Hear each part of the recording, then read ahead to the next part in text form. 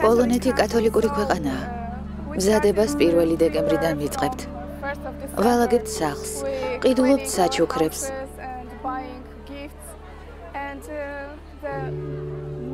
ყველაზე მნიშვნელოვანი შობის დღეა. შობის ვახშამი.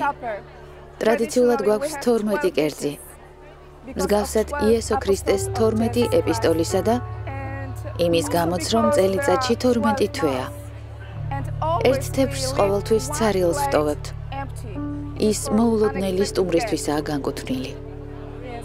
თუ ვინმე კარზე დააკაკუნებს, კარი უნდა გავუღოთ და შემოვიპატიჟოთ. ქართველ ხალხს ყველაფერს საუკეთესოს ვუსურვებ. ახალ წელს გილოცავთ და ბედნიერები იყავით.